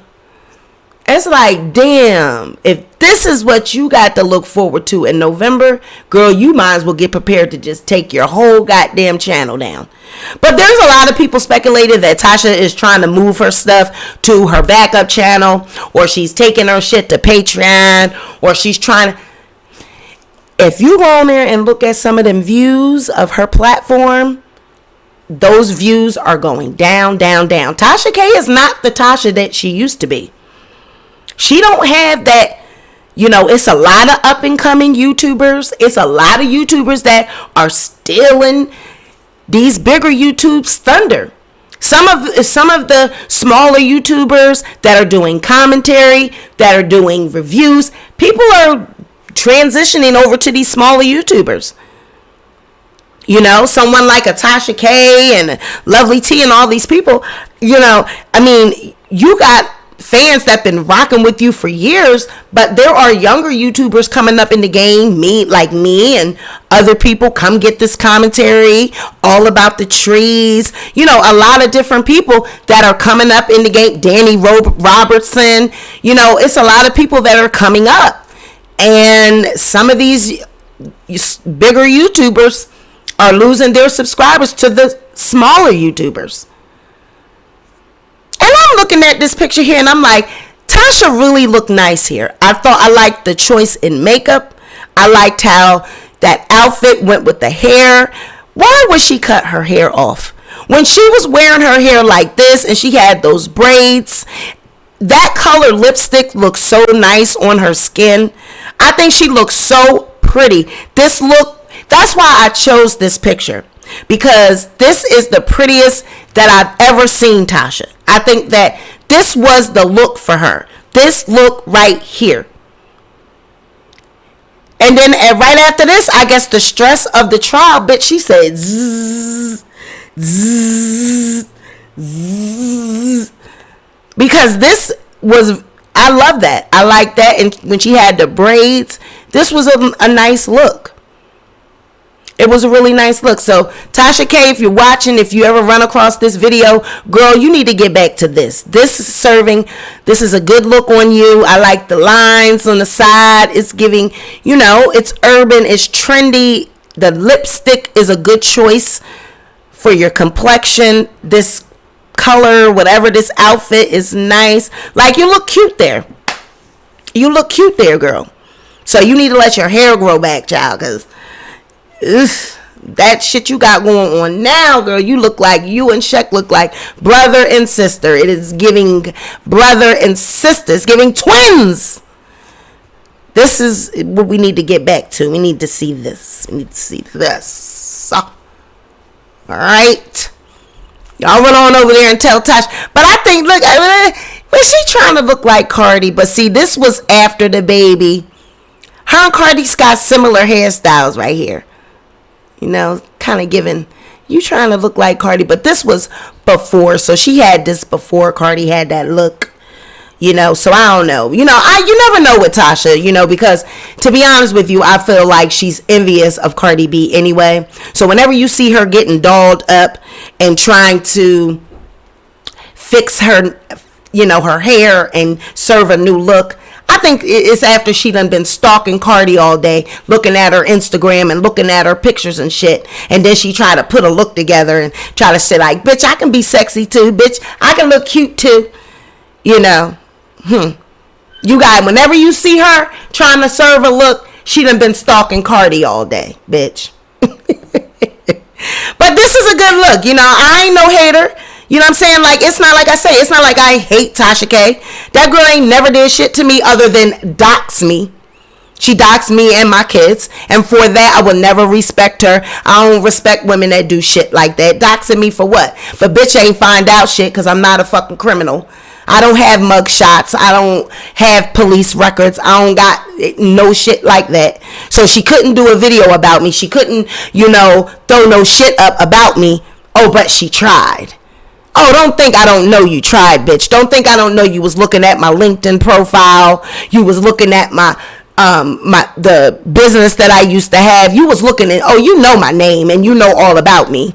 Yes, I know you know all of that. And you also know that I'm not a criminal. So you weren't able to do any videos about me because unlike you, I am not a criminal. I don't have mugshots. I've not stalked people. I've not been in jail. I don't have a record. So your ass got disappointed and let down because you thought you was going to have you a good old revealing dragon section when you doxed me and found out, bitch, this motherfucker ain't no criminal. Now, goddamn it, do you believe this shit? Shit! Give me that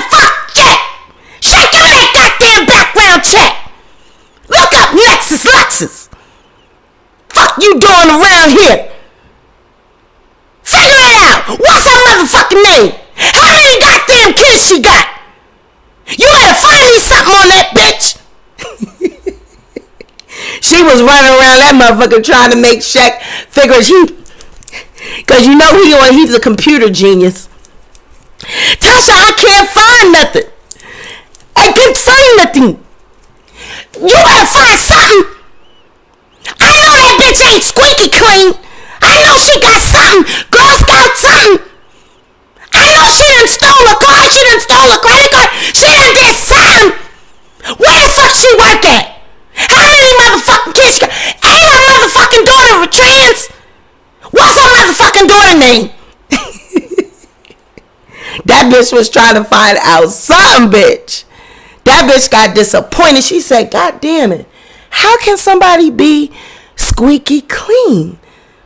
Then she started looking up to people got motherfucking PPP loans. She ran across Sean Davy Way. He got a PPP loan.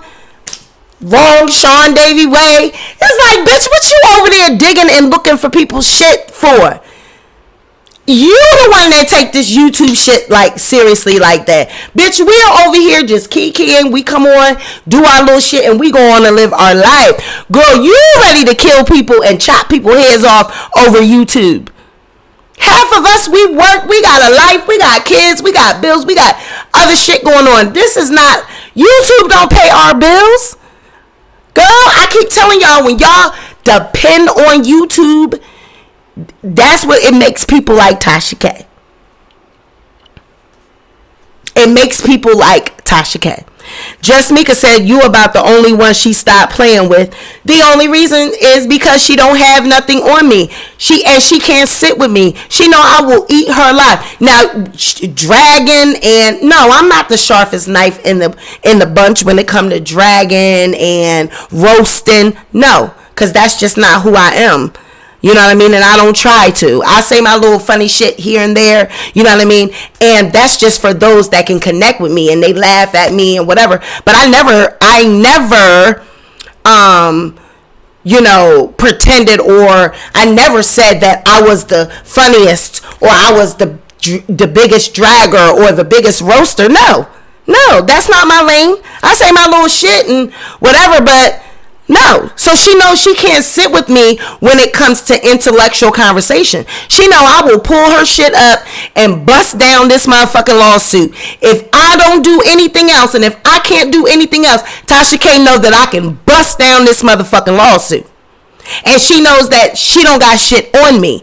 There is nothing that she can reveal. There is nothing that she can expose. Because I am not a criminal. I don't have a background. I don't got none of that. So that's why she stopped fucking around. That's why she never really said too much about me. She'll act like she don't see my videos, but I know she see them. She never has done a rebuttal about my videos on her lawsuit with Cardi B because I'm coming with the court documents. You can't argue the truth. You can't argue documents, which is why I use the documents. I don't go off of my own thoughts and my own opinions because you can't argue documents. So that's why it's not because, and this is what the winos, and this is what people will say. Oh, she don't say shit. Tasha don't see you. Use a motherfucking lie. Tasha K sees me. Tasha K sees me. Use a damn lie. Y'all are the ones that act like YouTube is only for large content creators. That's not true. Anybody can make a video and anyone can see your video. If you have only 3 subscribers, a person that has 1 million can still see your goddamn video, especially if they search for you. If they're searching for their name, Tasha K, and everybody knows that Sweet Pea Diary does Tasha K videos. So when she search her name, all my videos come up. So she's seen me. She sent her fucking subscribers over here to hound me when I got that goddamn summary judgment first. And she kept trying to figure out, how the fuck did she get that? Where the fuck did she get that from? Because she's stupid and didn't know that court documents were public record. I've been told y'all that she lost that summary judgment. She knew I knew it. She just was trying to fucking figure out, how the fuck did I get it? That is what her issue was. How the fuck did she get that goddamn summary judgment? So her only recourse was to say it was not valid because it wasn't signed. It wasn't signed yet because the judge had not signed off on it yet. Because he was making his decision. They were, still going over things. But what happened? It got signed. And I told you it was going to take a few months. What happened? It took a few months. I said, whether it happened today, tomorrow, 3 months, 5 months, he's going to sign it. And what fucking happened? And not only did they sign it, not only did it come into fruition, but they threw out her fucking counterclaim and her assault claim. And all along, Tasha K knew that was going to happen and has not once publicly addressed it. Has not publicly addressed it, and no one holds her accountable. No one holds her accountable. They just go on about she got thousands of people in her chat. You'll never, bitch, I guess so. If you've been on YouTube for 10 years, 15 years, 8 years, whatever years, bitch, you better have thousands of people in your chat when you go live. The fuck? Stop trying to compare me to Tasha K. I'm not comparing myself to her. Y'all idiots and y'all weirdos are comparing me to her. I don't compare my shit to her. I'm nothing like Tasha K. Now, like I told y'all go on my community feed. We all share the same subscribers. We all share the same audiences. Because the same type of people that watch her videos, they watch my videos, Armand's videos, Lovely T. I showed you guys that in my stats. I kept telling y'all, we all share the same subscribers. Everybody travel in the same circles. I don't keep nobody from watching Tasha or Wiley or whoever. Y'all watch what y'all want to watch. All I say is don't be dragging someone one place and then come over here and act like you're an angel. Keep that same energy everywhere you fucking go. You know what I'm saying? That's all I ask people. Just keep it the fuck real. Don't be over here talking shit and then go over there and act like you the best. Bitch, you was just over here talking about the bitch. You know what I'm saying? So keep that same energy everywhere you go. Keep that same motherfucking energy. That's all I got to say about that. But yeah, how many more times is this shit going to get pushed out, get extended? Now the actual court date is still, looking like we still going to court in November the 7th, and like I said, I will be there. If it's going to be open to the public, I'll be there. I'm going to take my vacation around that time, and I'm going to be there. They're going to be surprised. They're going to see me sitting right in the front row in the journalist area. Since everybody want to say YouTubers or journalists, Tasha says she is protected by the First Amendment because she's a journalist. Well, bitch, I'm a motherfucking journalist, and journalists are allowed free entry to court cases. So I'm going to use my journalist hat. I'm going to come with my goddamn pencil in my hair, my goddamn glasses on, and my notepad. Since YouTubers are journalists, I will be a journalist that day, bitch. I'm going to be right outside and telling the bailiff, telling the deputy sheriff, I need to be allowed entrance because I'm a motherfucking journalist.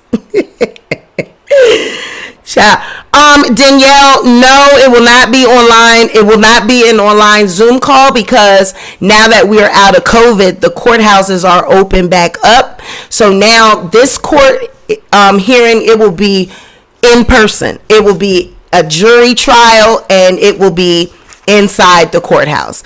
It is not going to be on Zoom because, the world is open back up. So no, this will not be on Zoom. This will be in person.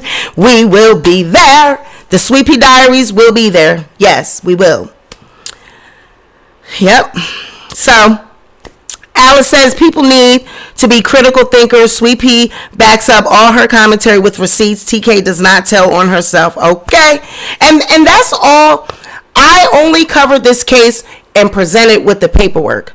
I never, went out there blindly without any paperwork and try to, commentate on this trial and try to give you step-by-step occurrences. I used the paperwork. I used the motions. And when I saw a summary judgment taking place at the time in this trial, when it was taking place, I knew that Tasha lost. If you know anything about court documents, whenever a summary judgment is filed and whenever a judge rules on a summary judgment, that can end your case. But because he only ruled partially and not the entire, then we are still headed for court. We are now going to take this in front of a jury. So, yes. It will be a jury trial, and we will be there. We will be covering it. Yep. So you guys let me know what you think about these topics. Let me know what you think about the wire fraud, about the basketball wives star. I mean, is it that serious? Is that what the world has come to now? That for all for social media and all for fame, that we are willing to commit fraud. We're willing to cash people's checks and use social security numbers that are not ours, all to appear to be rich and famous. I mean, the world is fooled by these people. I'm not fooled. I tell y'all all the time, these people are full of it. I know that it be given fake and phony, fraudulent. Because Basketball Wives, you was on season 3. That money ain't still long like that. You ain't still being paid off that show. So where's your money coming from?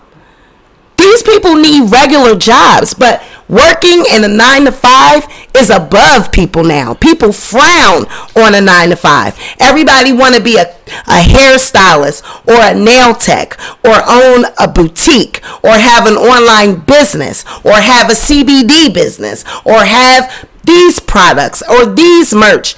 Everyone wants to be a CEO. No one wants to work a 9-to-5. That is frowned upon. And it's like, how else are you going to have an income? Where are you going to get money from if you don't work for it?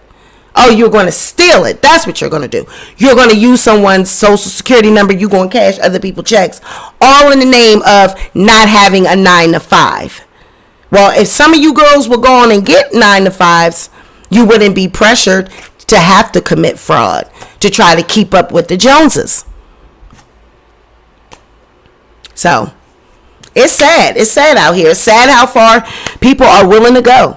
People are willing to go all in the name of fame and all in the, keeping up with the Joneses, all to save face, just to make everybody think that they got money. Danielle S. says, I just want to tell my story and not be bothered. I'm so antisocial at times. Oh, okay. Well, if you have a story that you want to tell, drop in my DM. I wouldn't mind finding out about a story, child. Let me know. But yes, that's all I got, you guys. This has been another edition of the Sweet Pea Diaries. If you catch this on the replay, please let me know what you think about this video. We have more Frighttober videos coming up. The next one is going to be a special request. Someone requested that we do the video on the neighbor that is making the monkey sounds.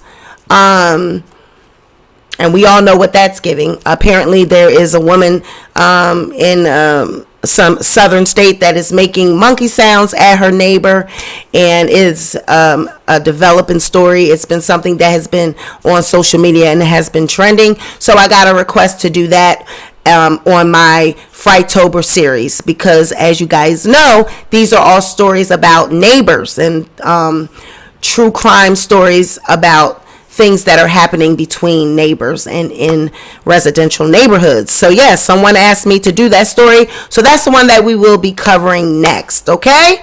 So you guys, this has been another edition of the Sweet Pea Diaries. Thank you for joining me. You guys be sure to like, comment, share, and subscribe. Thank you to all of my moderators. Thank you to all of my members for joining. Thank you to all of the new subscribers. Even the people that hit the dislike button, even the people that trolled, even the people that had something to say. Let me say this in closing. We are allowed to like who we like. You guys, I don't hate Nicki Minaj. I don't know the woman.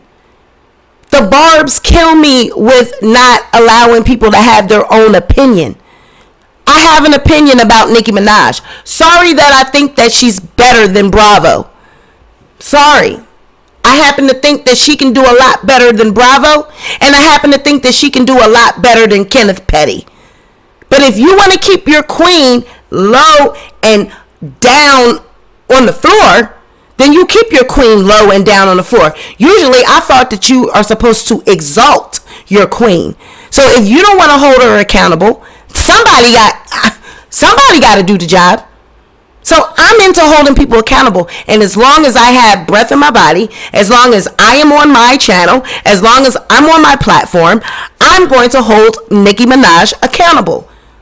Not on my watch will she get away with victim shaming women. We have been through that for far too long. There's far too many victims that don't tell the story, that don't come out, that don't expose their predators and don't expose their attackers and their abusers because they're afraid. They're afraid of women like Nicki Minaj. They're afraid of women and men like Kenneth Petty. They're afraid of Nicki's. They're afraid of people that are going to say it's your fault. They're afraid that people are going to victim shame. They're afraid that people are going to say they don't believe them. They're afraid that people are going to say they're just clout chasing. They just want money. She did it. She caused it. She asked for it. We have to stop that. If you say you stand for victims, if you say you protect black women, then you must hold Nicki Minaj accountable. Sorry that I feel like she's above Bravo. I just don't feel like it's giving Real Housewives of Potomac reunion for me. I don't think they needed to go out and get Nicki Minaj. I don't think that she's going to fit in. It's going to be awkward and it's not going to look right. It's going to be giving very much forced. Her outfit wasn't giving. She's Nicki Minaj. She could have did way better. Come on, shorts and a blazer with these half-ass fake opals and pearls, and these aren't even real jewels. That was just thrown and wrapped around. Come on. The hair. This isn't Tay's work. This looks like somebody that works on the set of Bravo that's just doing hair. Her makeup, it's caked. She just doesn't look put together. It looks Bravo-ish. It looks reunion-ish. But yes, I'm going to hold her accountable. So, doesn't mean that I don't like Nicki Minaj. Doesn't mean that I hate Nicki Minaj. No, I don't. I don't know the woman. I could give two fucks really about what she does with her life. She want to fuck her life up, but she's not going to victim shame. She's not going to... On my channel, I'm not going to allow anyone to push that narrative that women are wrong for coming out and speaking their truth. Something happened to Jen. It happened. Kenneth Petty, if he is a reformed citizen, if he did his time, if that's the narrative that you barbs and people want to say, Kenneth did his time, okay, but part of that was that he's supposed to register as a sex offender. He is not allowed to use his wife's celebrity status to get away with not registering. And Nicki is not allowed to feel that she is above reproach and above the law to now get him out of not having to register. It doesn't work like that. So if this is the only job she can get because no one wants to be bothered with her, well, then we're going to see a lot more opportunities come through like this. Because now everyone it's giving, we could get Nicki now. We could get Nicki now. We could get it. It's the time and place for it. You're going to see all kind of people coming out the woodwork getting Nicki to host this or getting Nicki to be on this. Nicki is above Bravo. Like, girl, this should have been hosted by Nene or somebody like that. Of course, Andy would never. But I'm just saying, it should be hosted by not a Nicki Minaj. No. Nope. So, guys, that's all I got. This has been another edition of the Sweet Pea Diaries. Thank you for joining. I'm out of here. Bye.